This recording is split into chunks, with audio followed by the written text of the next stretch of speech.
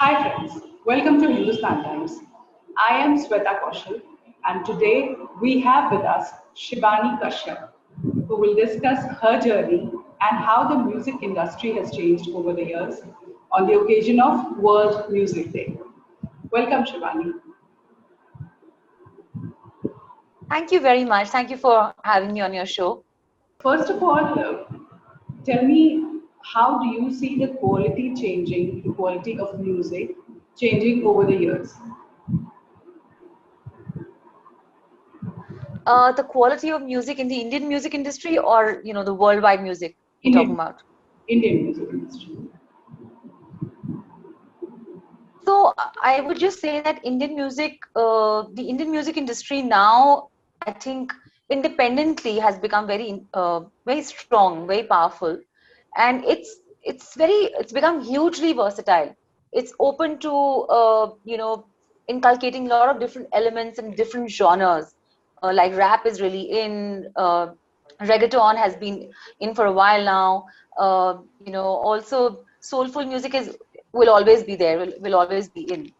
And also lots of singers and lots of artists are emerging and finding their own sound and their own way of expressing themselves through different streaming platforms, because it's the digital age. So the millennials are really, I would say, they are on top of the game, because they are on top of technology, and of course with the talent together, it's I think India is now ready to be on the globe. It's becoming fairly global with all of this taken together.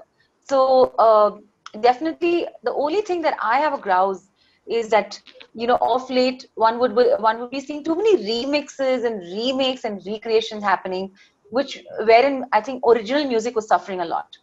So that's the only major grouse that I had with the Indian music situation for the longest time. And do you want to talk about the world music scene, how that has changed? On the global platform also, I think a lot of gizmoism has come into the music. When you hear a vocal, when you hear a song, when you hear any single which is hitting the charts, you hear a lot of noise and sound and gizmos and all of that, and then you hear a voice which actually sounds like an instrument now. So the voice doesn't sound like a voice anymore, like the way it used to back in the 90s or 80s or even the early 2000s.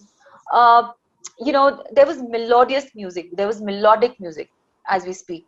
The music of John Mayer, for instance. I mean, his guitar playing and his singing and those lilting melodies were absolutely so beautiful, like the music of Sting, who's one of my most favorite artists in the West, or Taylor Swift, or artists like that, or even artists like Dua Lipa really managed to maintain that melodic sense in music. But the vocals seem to be really treated more like instruments rather than vocals.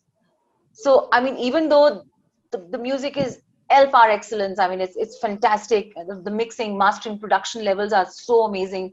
The sounds are amazing, but I miss the soul in the voice. I miss the expression in the voice, because the voice is somehow being treated more like in a very robotic fashion, more like an instrument, as I just said.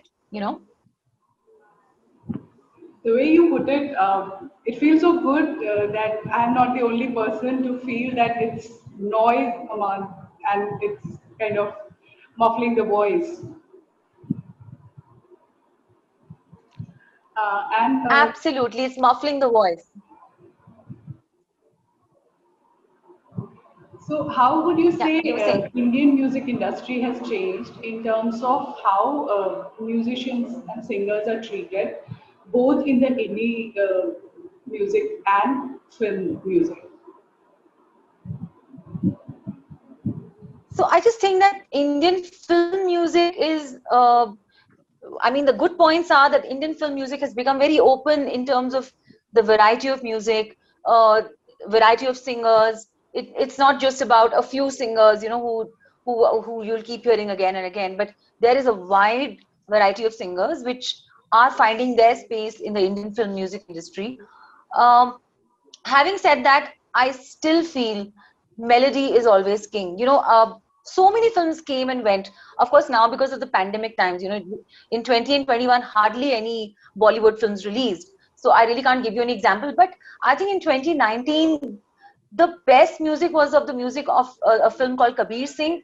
All the songs like Bekhayali to, you know, Tujhe Kitna Chahne Laga Hu Main, everything is still being sung. It's still lilting everywhere. It's still rocking the charts.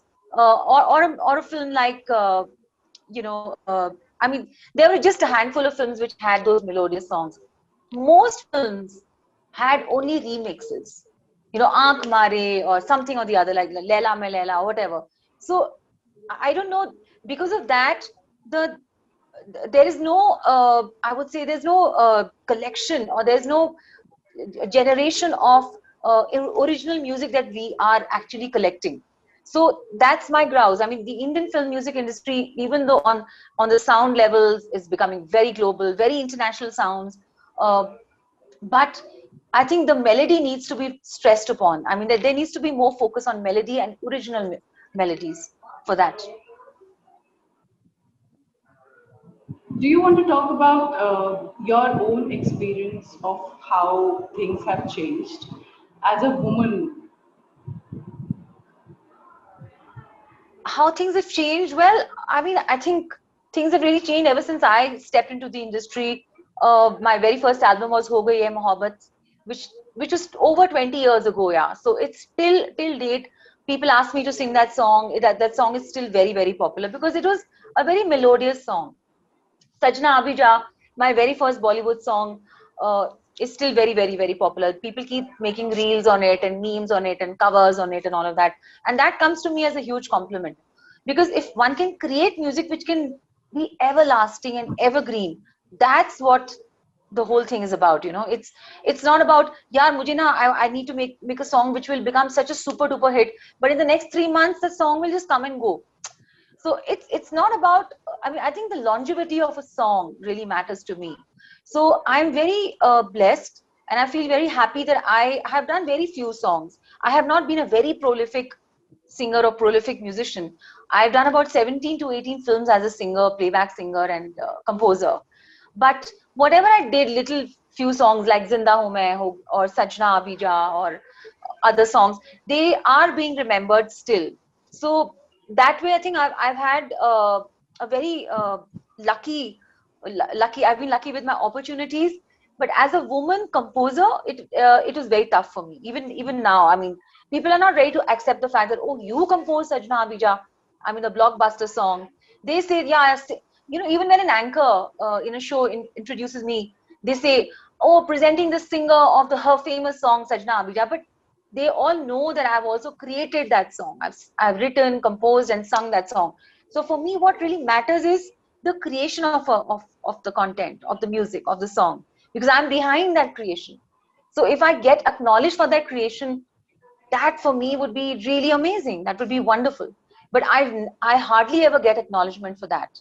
And even though, I mean, everybody knows that it's my song, the copyrights are in my name, etc., etc. So, but I think publicly people don't like to really talk about the fact that a woman is a composer as well.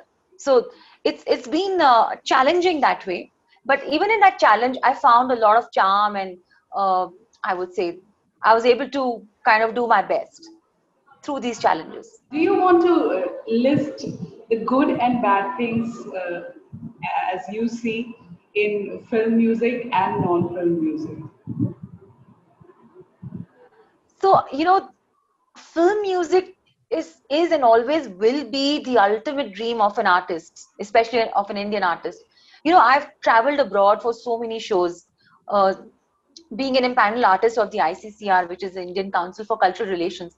Every other year, I am sent to different countries to participate in festivals and represent the culture of my country.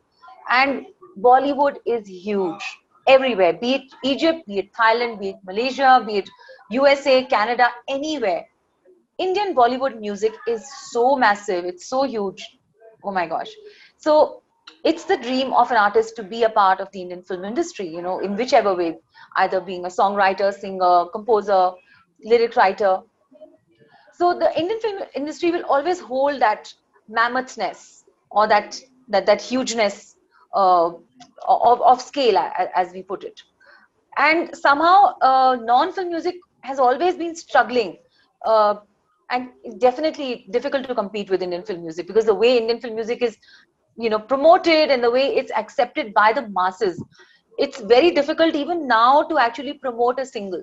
So it's only now that single, because of the pandemic in the past 1 or 2 years, that because of the pandemic, because there are hardly any Bollywood songs, singles are doing very well. And what is happening is that a lot of film artists, film stars and TV stars are actually featuring in these songs. And yeah, that's how it's helping it to become bigger, because people in India are used to seeing stars in the song.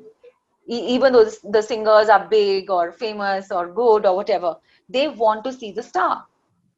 That's the thing, that's the challenge. So even though I love independent music, and I've been a fighter for independent music ever since I started my career, because it gives you the opportunity to express yourself, and you're not bound by any situation or the film or etc. or the script. You can just express yourself through any song or situation, and then carve a niche as an artist with your own sound and signature style. So definitely independent music for me is always will always have I would say an upper hand for me. I always would love it more. But yes, whenever I've got opportunity to sing for a film, I've always felt, oh my gosh, oh wow, it's like a wow moment for me. It's always been that, because the Indian film music industry is huge in the minds, and you can't take that away from any of us or the masses.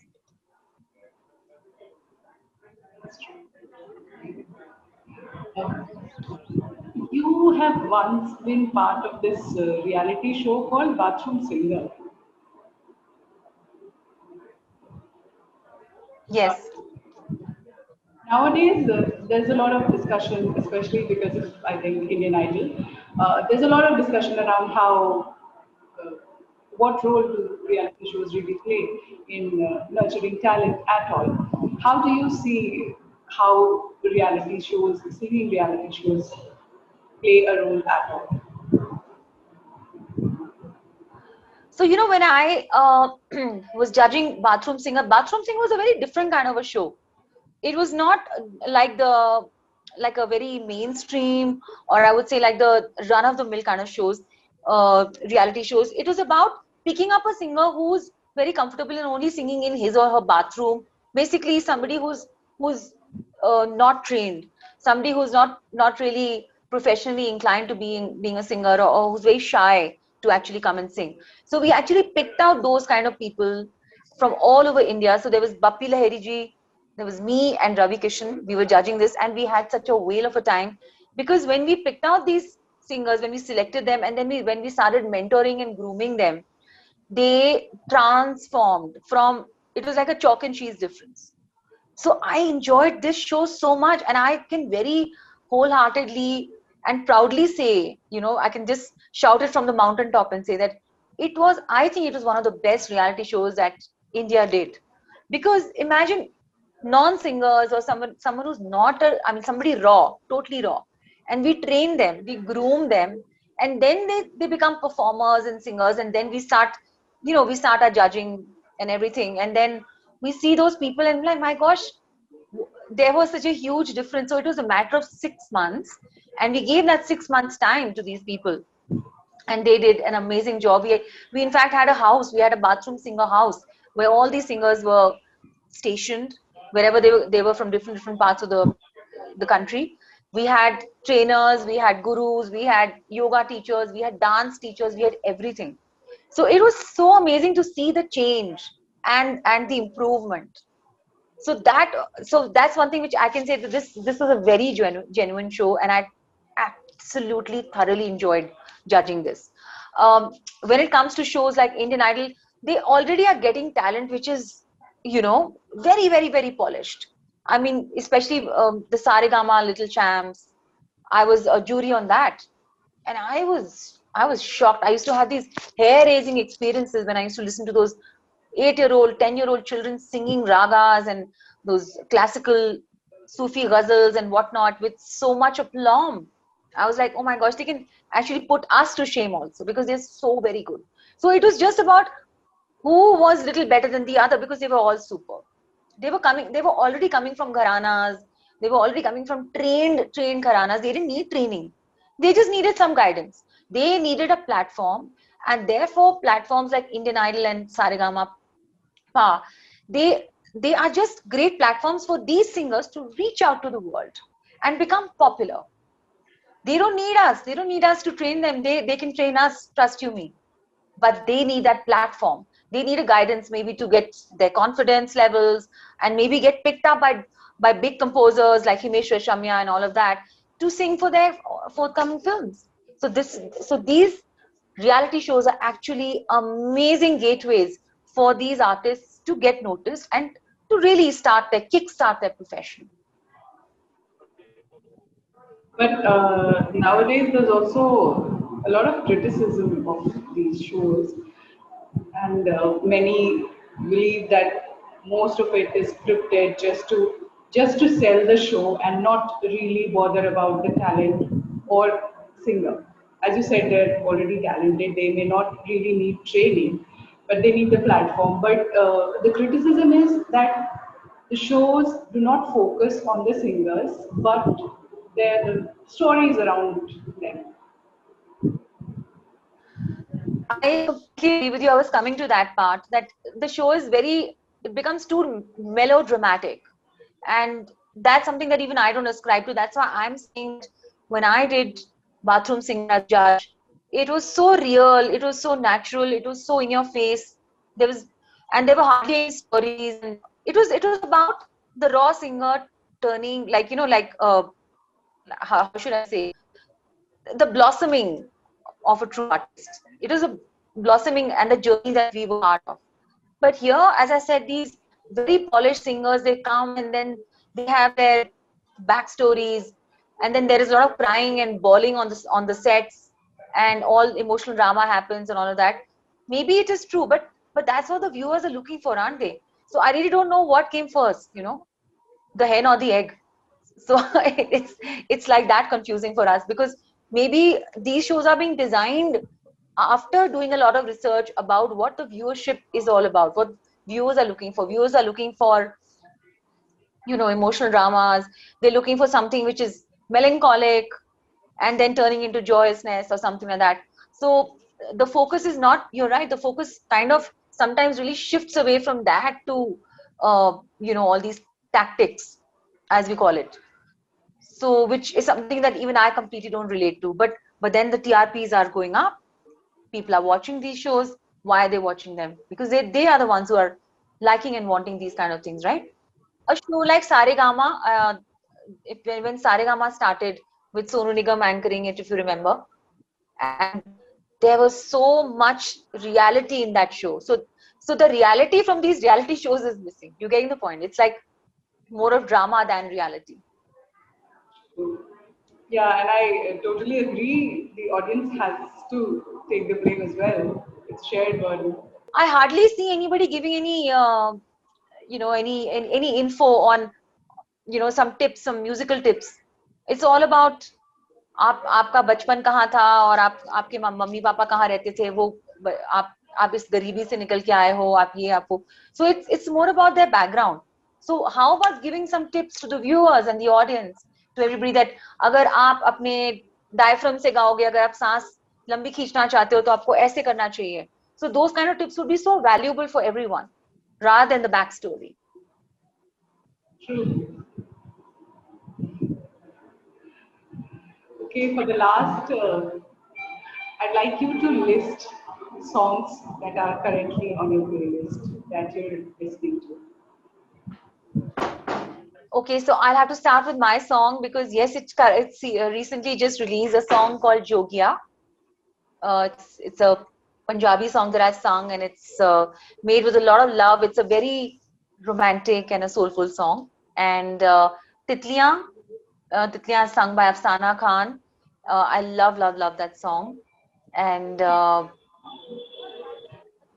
I like any of Lipa's songs. So maybe maybe her song New Rules is always on my list. I just love that song. Sting's An Englishman in New York will never leave my playlist. And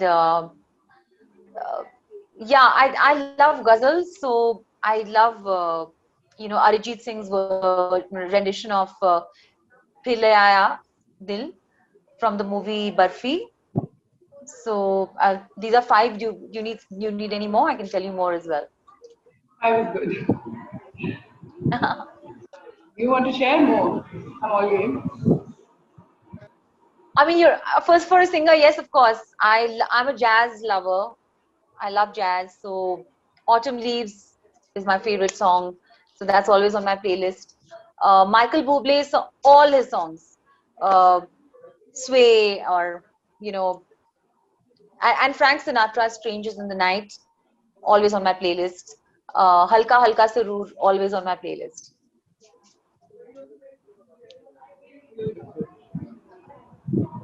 That will be all, Shivani. It was lovely talking to you. Same here. Thank you so much, and happy World Music Day to you as well. Thank you. Thank you for your time. Take care. Thank you so much.